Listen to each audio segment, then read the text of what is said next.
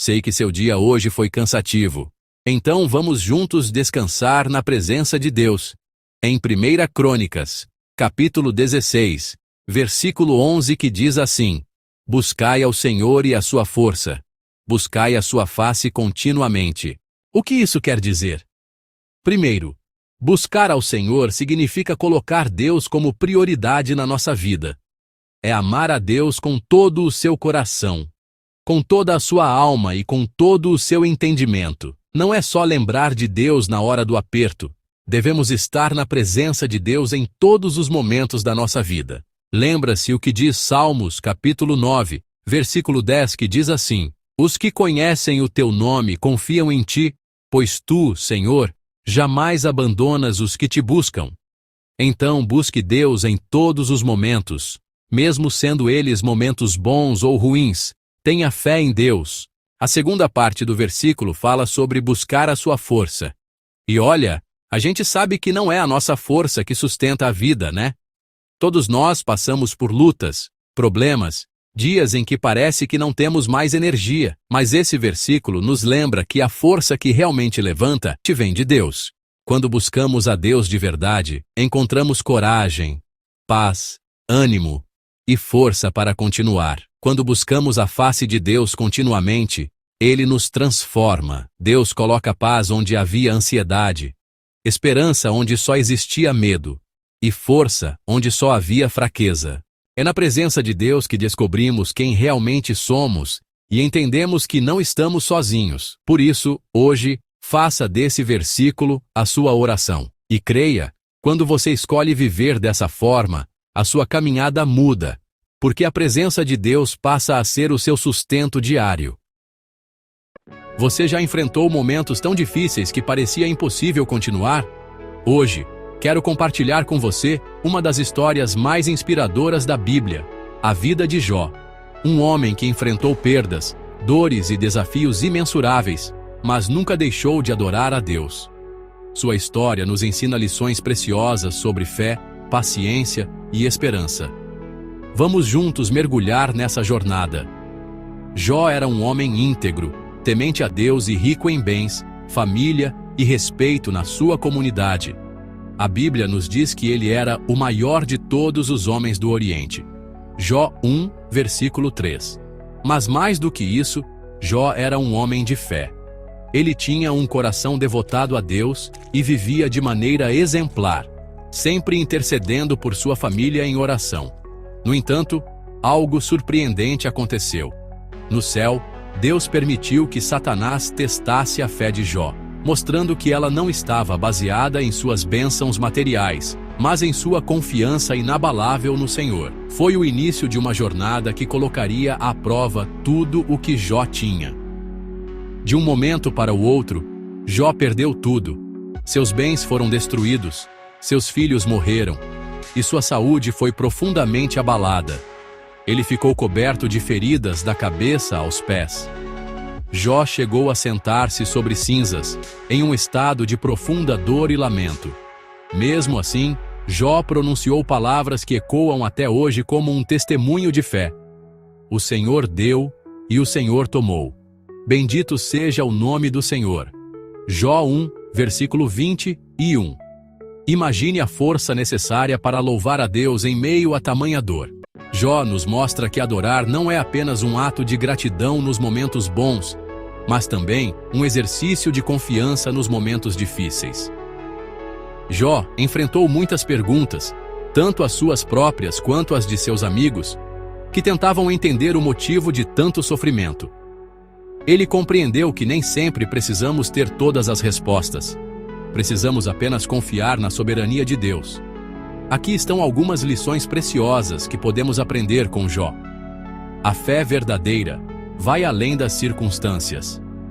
Jó nos ensina que a fé genuína não está condicionada ao que recebemos de Deus, mas à nossa relação com Ele. Deus está no controle.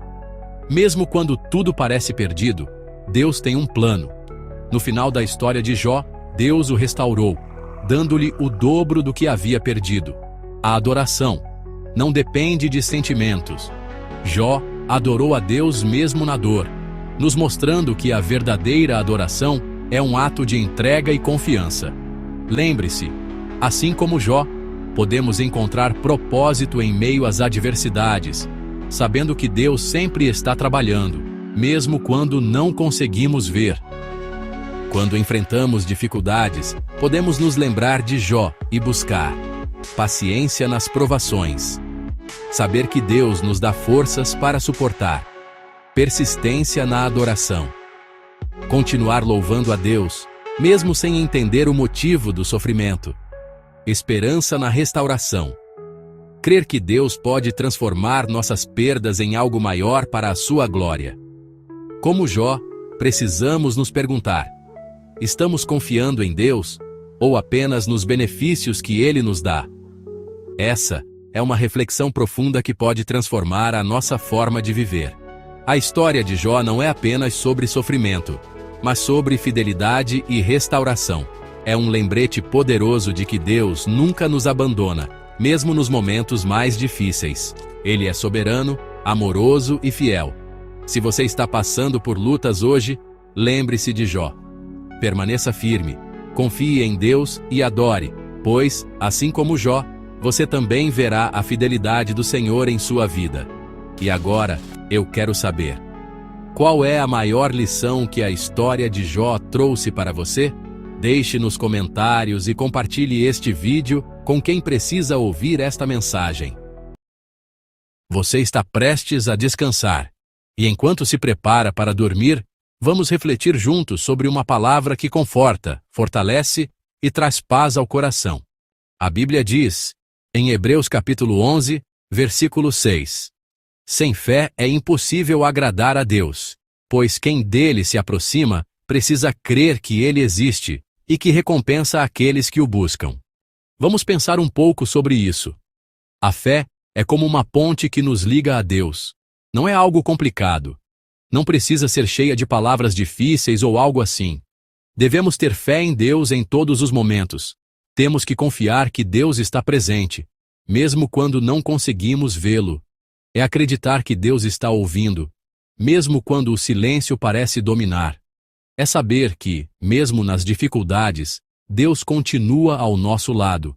Deus vê nossas orações silenciosas, nossos pensamentos, nossas lágrimas escondidas, e Deus sabe quando estamos cansados, quando precisamos de descanso, quando pedimos força para continuar. E Deus cuidará de nós com amor, mesmo quando não percebemos. Buscar a Deus é algo que podemos fazer em qualquer momento, em oração, em pensamento, em um suspiro de fé antes de dormir. Deus não exige palavras bonitas. Basta um coração que o deseja sinceramente, mesmo que seja um coração cansado. Então, nessa noite, deixe a sua alma descansar nessa certeza. Deus existe. Deus está aqui com você agora. Deus te vê, te ouve e te entende. Então tenha fé, arrependa de seus pecados e viva uma vida para Deus. Luxúria é uma palavra que tem peso, mas o que é exatamente? A luxúria vai além da simples atração física. É um desejo poderoso que busca nos controlar, distorcendo nossos pensamentos e ações. A luxúria nos diz que precisamos de algo, de alguém, para nos sentirmos completos. Ela promete prazer, mas entrega vazio. Ela sussurra que os padrões de Deus são muito restritivos, que a verdadeira liberdade está em satisfazer todos os nossos desejos. As consequências de se render à luxúria são devastadoras. Relacionamentos são destruídos. A confiança é quebrada e os corações são deixados feridos. A luxúria promete satisfação, mas entrega apenas uma fome mais profunda, um anseio por algo mais. Ela cria uma barreira entre nós e Deus, prejudicando nosso relacionamento com Ele. Fomos criados para a intimidade, para um amor puro e altruísta. A luxúria, no entanto, prospera no egoísmo, buscando apenas consumir e possuir. Ela reduz indivíduos a objetos, desconsiderando seu valor e dignidade. Este é o caminho da luxúria, um caminho que leva para longe da luz de Deus e para a escuridão. É uma armadilha perigosa que promete liberdade, mas entrega apenas correntes. Mas há esperança. Deus oferece um caminho diferente, um caminho de liberdade e cura. Ele deseja que experimentemos a verdadeira alegria e realização, uma vida marcada pelo amor e pela pureza. A Bíblia fala claramente sobre a seriedade da luxúria, chamando-a de pecado que nos separa de Deus. 1 Coríntios capítulo 6, versículo 18, nos diz: fujam da imoralidade sexual. Todos os outros pecados que alguém comete, fora do corpo os comete. Mas o imoral peca contra o seu próprio corpo. Este versículo nos lembra de que nossos corpos são templos do Espírito Santo, criados para honrar a Deus. Quando cedemos à luxúria, contaminamos a santidade de nossos corpos e prejudicamos nosso relacionamento com Ele. Mas há uma boa notícia. O amor de Deus é maior que nossos erros, até mesmo nossas lutas mais profundas com a luxúria. Ele oferece perdão e um novo começo a todos que o buscam com um coração arrependido. Se confessarmos os nossos pecados, Ele é fiel e justo para nos perdoar os pecados e nos purificar de toda injustiça. Esta é a promessa incrível que temos em Cristo. Não importa o que tenhamos feito, não importa quão profunda seja nossa vergonha, a graça de Deus é suficiente. Ele anseia por nos libertar da escravidão da luxúria e colocar nossos pés em terreno sólido.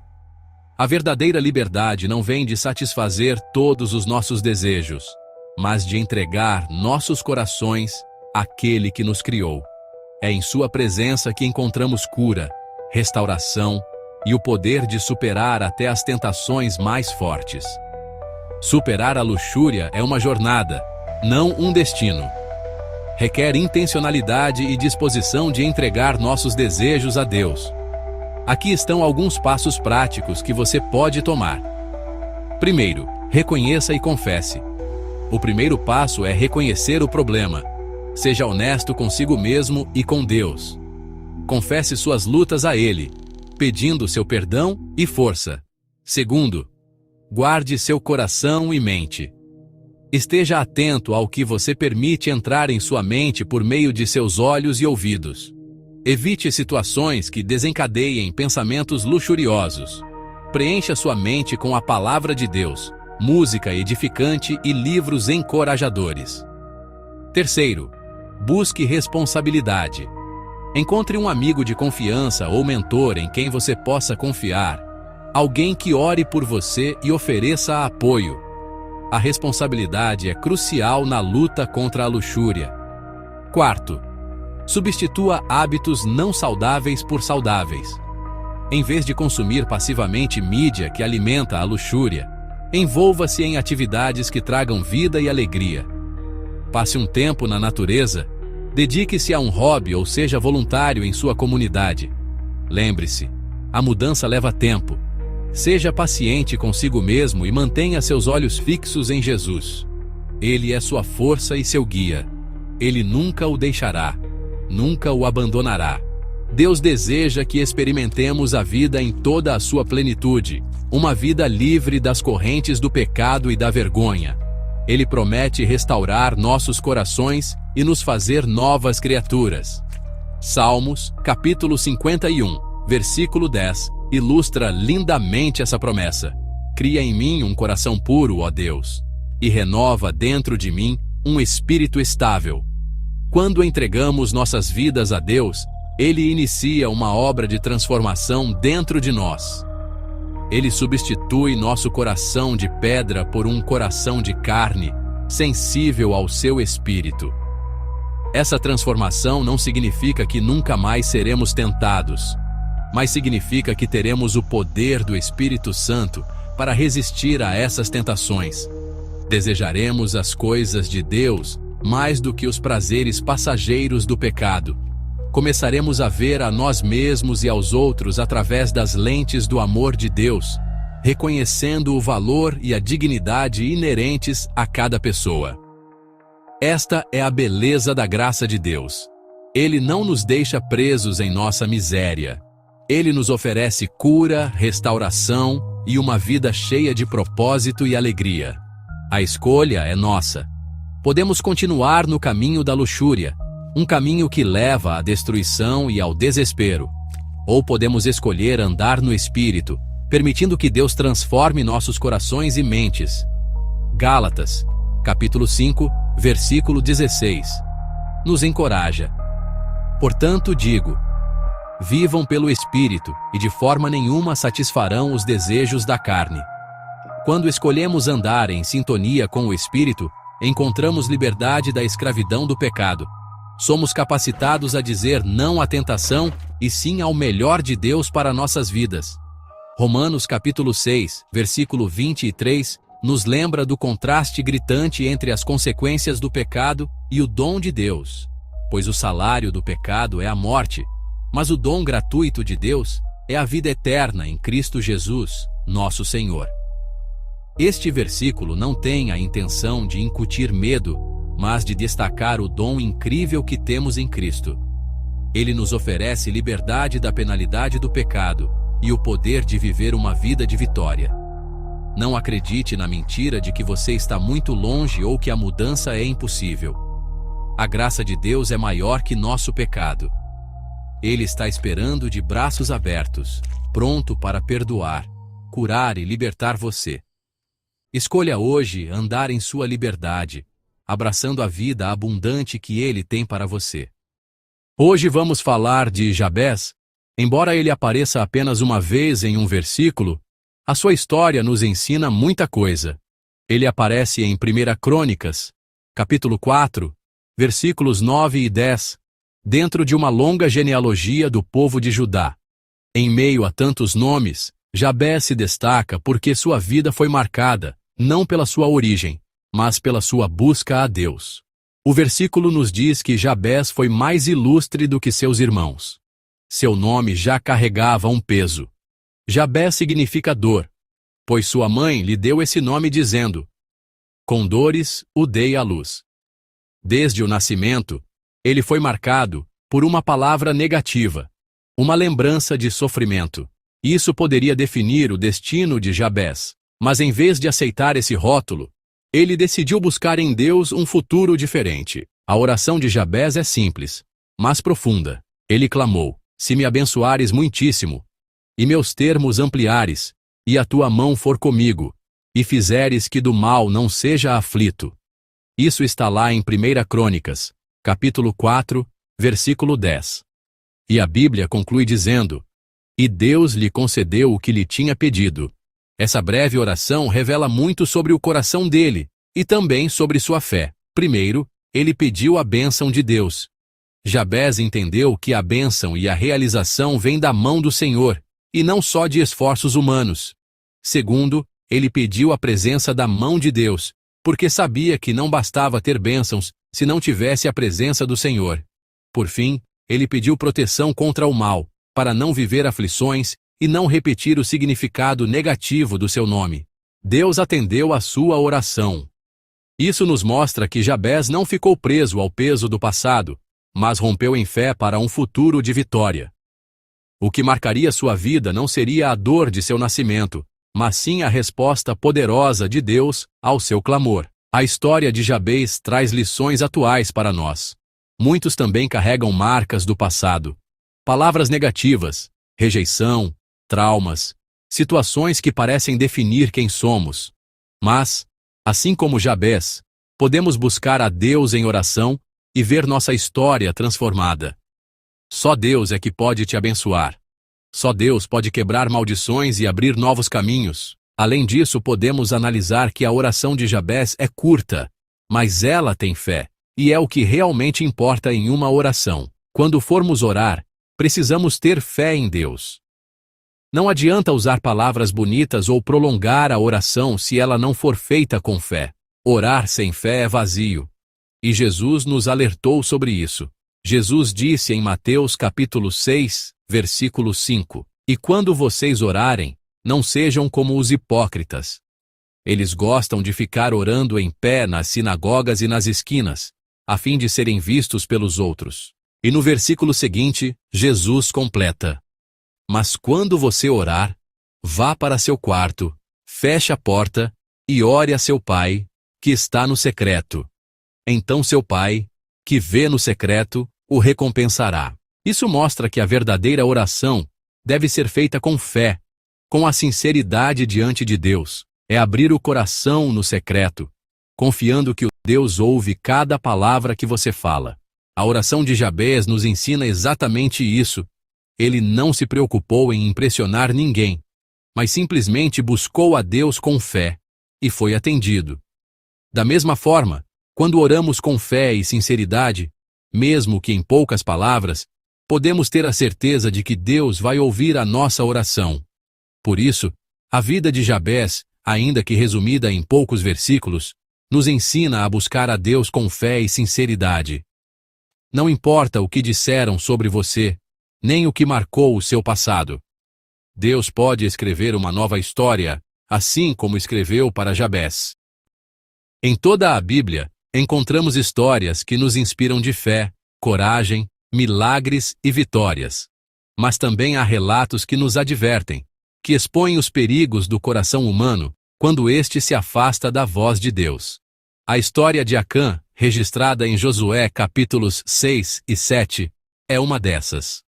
Ela não é apenas um relato de desobediência, mas um espelho que revela como o pecado, quando ocultado, contamina, destrói e afasta da presença de Deus. Israel havia acabado de experimentar uma das maiores vitórias da sua história, a queda de Jericó. Mas antes da batalha, Deus deixou uma ordem clara.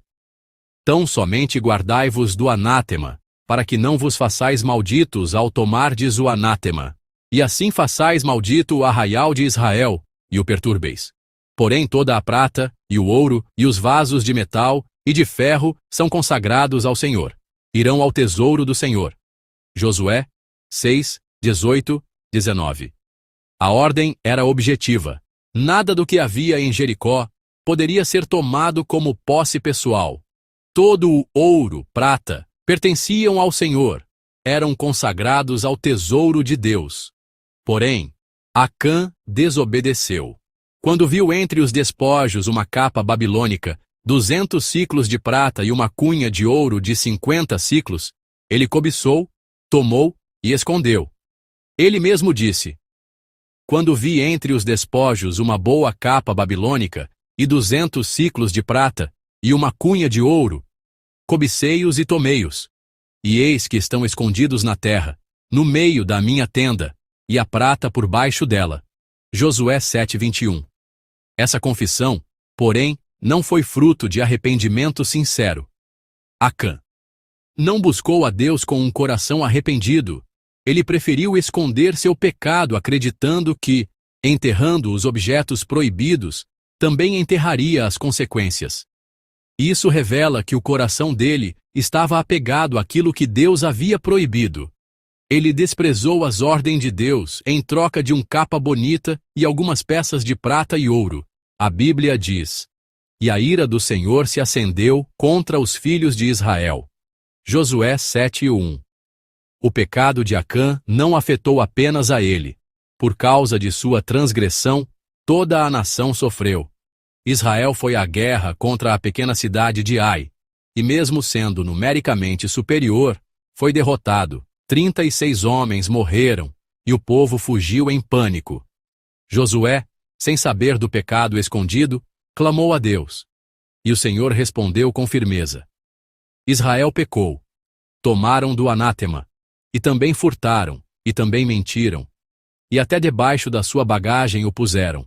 Por isso, não puderam resistir aos seus inimigos. Não serei mais convosco, se não destruirdes o anátema do meio de vós. Josué 7:11-12. Aqui está uma das lições mais fortes desse momento. Enquanto o pecado não for tratado, Deus não caminha conosco com sua plena presença. O povo de Israel perdeu a proteção e a direção de Deus por causa de um pecado escondido. Deus não tolera pecado guardado em segredo, especialmente quando Deus já revelou sua vontade com clareza. Josué, então, obedecendo à ordem de Deus, chegou a Acã. E só então Acã confessa. Mas não porque se arrependeu, e sim porque foi descoberto. Essa é a grande verdade. Acã não esperava o momento certo para confessar. ele não queria confessar. Ele acreditava que ninguém jamais saberia. Seu silêncio não era arrependimento, era medo de perder o que havia pegado. O que vemos aqui não é um coração quebrantado diante de Deus, mas um coração orgulhoso e endurecido, que só se curva quando é exposto publicamente. Esse tipo de arrependimento não agrada a Deus. A Bíblia mostra em várias partes a diferença entre um arrependimento sincero e um arrependimento por medo das consequências.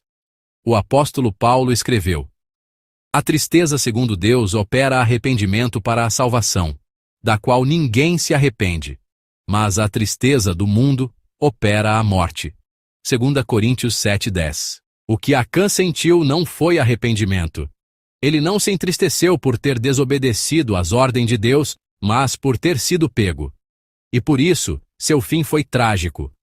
Ele, sua família e tudo o que possuía foram levados ao vale de Acor, onde foram apedrejados e queimados. Então Josué disse: por que nos turbaste? O Senhor te turbará a ti neste dia. Josué 7:25. A história de Acã termina com dor e juízo. E isso nos ensina algo muito sério. Por mais que os homens tentam esconder algo, Deus vê tudo. Deus não é enganado por aparências, e Deus não compactua com a desobediência. Um coração dividido, que tenta servir a Deus enquanto esconde idolatrias e rebeldias em sua tenda, é um coração que caminha para a desobediência. Mas a história de Acã também serve como um chamado para nós. Deus não quer apenas que evitemos o erro de Acã. Deus quer que vivamos com o coração totalmente entregue, transparente, sem nada escondido, com um arrependimento verdadeiro. A palavra diz: se confessarmos os nossos pecados, Ele é fiel e justo para nos perdoar e nos purificar de toda injustiça. 1 João 1:9. Portanto, que não sejamos como Acã, que guardou o pecado esperando não ser descoberto, mas sejamos como os que correm ao Senhor, com o coração aberto. Por isso devemos arrepender dos nossos pecados com um coração sincero, antes que seja tarde. E se você pecar, não fique esperando ser descoberto, nem pense que o tempo vai esconder o que você fez. Vá até Deus, confesse de verdade, abandone o erro e peça perdão. É melhor cair aos pés de Deus em arrependimento. Bom, o vídeo de hoje é esse. Não esqueça de compartilhar esse vídeo. E também não esqueça de inscrever no canal e ativar o sininho. Fiquem todos com Deus e tchau. Saul foi o primeiro rei de Israel, escolhido em um tempo em que o povo pediu para ter um rei, assim como as outras nações. Até então, Israel era governado por juízes e profetas, mas o povo rejeitou esse modelo e pediu a Samuel que lhes desse um rei. Saul era da tribo de Benjamim, filho de Quis, e era descrito como um jovem forte e formoso, mais alto do que todo o povo. À primeira vista, tinha todas as qualidades humanas que um líder precisaria. Quando Samuel o ungiu, o Espírito do Senhor veio sobre ele, e Saul começou bem sua caminhada, cheio de potencial e promessas. No início de seu reinado, Saul teve vitórias importantes. Ele derrotou os amonitas, foi confirmado como rei pelo povo e parecia estar disposto a seguir a direção de Deus. Mas, com o passar do tempo, Saul começou a mostrar falhas graves em seu coração. O primeiro grande erro de Saul foi sua desobediência em Gilgal. Samuel havia ordenado que esperasse por ele, para oferecer o sacrifício. Mas diante da pressão do povo e do exército que se dispersava, Saul se precipitou e fez o sacrifício sem o Samuel. Quando Samuel chegou, repreendeu Saul, mostrando que sua precipitação havia sido desobediência. Isso foi um sinal de que seu coração não estava totalmente sujeito à vontade de Deus. Mais tarde, Saul recebeu uma ordem clara do Senhor destruir completamente os amalequitas, povo inimigo que havia se levantado contra Israel. Mas Saul novamente desobedeceu. Ele poupou o rei Agag e o melhor do rebanho, justificando sua atitude dizendo que queria oferecer sacrifícios a Deus. Mas Samuel deixou claro: Acaso tem o Senhor tanto prazer em holocaustos e sacrifícios, quanto em que se obedeça à sua palavra? A obediência é melhor do que o sacrifício, e a submissão é melhor do que a gordura de carneiros. Isso está lá em 1 Samuel, capítulo 15, versículo 22. Essa desobediência custou a Saul a rejeição de Deus como rei. Daí em diante, a vida de Saul entrou em decadência. O Espírito do Senhor se retirou dele, e um espírito maligno passou a atormentá-lo. Saul viveu em constante angústia, ciúmes e inveja. Quando Davi surgiu como jovem guerreiro, trazendo vitória contra Golias, Saul passou a persegui-lo implacavelmente, vendo nele uma ameaça ao trono. Ele tentou várias vezes tirar a vida de Davi, mas em todas elas Deus livrou o futuro rei. Saul foi se afastando cada vez mais da presença de Deus. Em vez de se arrepender verdadeiramente, buscava justificativas para seus erros, e quando já não recebia mais resposta de Deus, chegou a consultar uma feiticeira de Endor, algo totalmente proibido pela lei do Senhor. Isso mostra até onde ele havia caído espiritualmente. Sua história terminou de forma trágica. Na batalha contra os filisteus, Saul foi ferido, e para não cair nas mãos do inimigo, tirou a própria vida, lançando-se sobre a sua espada. Um fim amargo para alguém que começou com tanta promessa, mas que não soube permanecer obediente ao Senhor. A história de Saul traz muitas lições para nós. Primeiro, aprendemos que não basta começar bem, é preciso permanecer fiel até o fim. Saul começou com humildade e o Espírito de Deus era com ele. Mas com o passar do tempo, Saul terminou em orgulho, desobediência e tragédia. Segundo, entendemos que obedecer a Deus é mais importante do que sacrificar. Deus não quer sacrifícios ou aparências de religiosidade.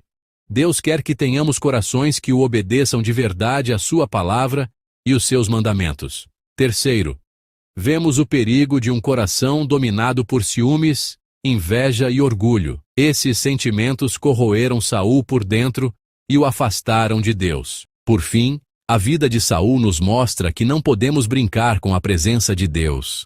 Quando Deus nos dá uma direção, devemos obedecer e seguir a vontade de Deus sem questionar, porque a desobediência tem consequências. Por isso, seja obediente a Deus, tenha um coração quebrantado e humilde. Assim, a história de Saul é um alerta e uma advertência. Ela nos mostra que a grandeza de um homem não está em sua aparência, em sua força ou em sua posição, mas em seu coração diante de Deus. E que, se não formos vigilantes, podemos perder aquilo que o Senhor nos confiou. Você já se sentiu injustiçado? Já passou por momentos em que parecia que tudo estava dando errado, mesmo quando você estava fazendo o certo? Hoje, vamos ver como a fé de José, mesmo em meio à tentação e à prisão, foi o que abriu caminho para o plano de Deus se cumprir. A história de José do Egito, especialmente o momento vivido na casa de Potifar, é uma das provas mais claras de que, mesmo em meio à injustiça, à tentação e ao sofrimento, Deus continua presente, guiando cada detalhe da nossa história. José era apenas um jovem quando foi traído por seus próprios irmãos e vendido como escravo. Do ponto de vista humano, tudo parecia perdido. Ele foi arrancado de sua família, da sua terra, dos seus sonhos. Mas do ponto de vista de Deus, aquilo era apenas o começo de algo muito maior. Quando José chega ao Egito, ele é comprado como um escravo. Ele poderia ter se entregado ao desânimo, à revolta, ao pecado, mas escolheu ser fiel. Mesmo como escravo, José servia com excelência e com o coração voltado a Deus. E a palavra diz que o Senhor era com ele, e por isso tudo o que ele fazia prosperava. Isso nos ensina que a presença de Deus na nossa vida não depende de onde estamos, mas sim da fé que carregamos dentro de nós. Mesmo em terra estranha, mesmo enfrentando dor e injustiça, José manteve sua fé viva. Ele escolheu continuar crendo, escolheu andar com Deus mesmo quando tudo parecia estar contra ele. E então, veio a provação. A esposa de Potifar começa a ter desejos por José, dia após dia. Ele estava sozinho, era jovem. Mas ele não se vendeu ao prazer. Ele não negociou sua fé. José respondeu: Como poderia eu cometer tamanha maldade e pecar contra Deus? Gênesis 39, 9. Veja, ele não pensou apenas em si ou em seu senhor terreno, mas em Deus. Isso revela um coração profundamente comprometido com Deus. Quando ninguém estava olhando, José sabia que Deus estava. Por não ceder, ele foi injustamente acusado e jogado na prisão. E aqui está uma das maiores lições de fé. Às vezes, fazer o certo não nos livra da dor, mas nos mantém no centro da vontade de Deus. José vai para a prisão como um homem inocente, e ainda assim continua firme. Ele não perdeu a esperança, ele não perdeu a fé. Na prisão, ele volta a se destacar. E mais uma vez a Bíblia diz que o Senhor era com ele. Ou seja, a presença de Deus não o deixou nem no palácio, nem no cárcere. E foi ali, na prisão, que Deus começou a revelar os próximos passos de seu plano, por meio dos sonhos do copeiro e do padeiro. O que parecia ser o fim, era apenas a sala de espera para o propósito. Deus não havia se esquecido de José. Na verdade, Deus estava preparando algo para José. Essa história nos ensina que sempre devemos ter fé em Deus, mesmo quando estamos em dificuldades, mesmo em meio às tentações. Sempre tenha fé em Deus, não importa o que seja. Tenha fé, Deus sempre estará com você em todos os momentos. Os planos de Deus nunca falham, mesmo quando somos injustiçados, caluniados ou esquecidos. José manteve sua fé quando tudo desmoronava ao seu redor. E porque ele confiou, Deus o ajudou. Assim também é conosco. Em cada tentação, em cada injustiça, se permanecermos fiéis, o Senhor permanecerá conosco. E no tempo certo, Deus nos tirará dos momentos ruins e nos colocará no lugar da promessa. O vídeo de hoje é esse. Não esqueça de compartilhar para mais pessoas e não esqueça também de inscrever no canal, ativar o sininho e deixar o like. Fiquem todos com Deus e tchau.